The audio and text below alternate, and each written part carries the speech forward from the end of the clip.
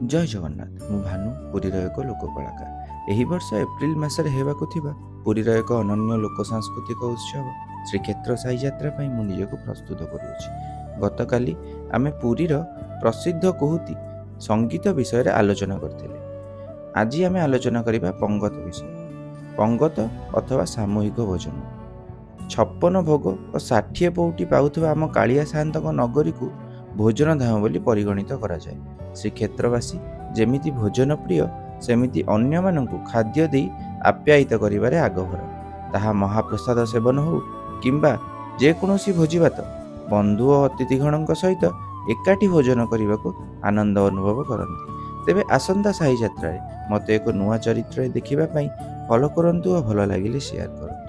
ଆସନ୍ତୁ ଆମେ ଏହି ଲୋକ ସଂସ୍କୃତିର ସାର କଥାକୁ ସମଗ୍ର ବିଶ୍ୱକୁ ଜଣାଇବାରେ ସମ୍ମିଳିତ ହେବା। ଜୟ ଜଗନ୍ନାଥ।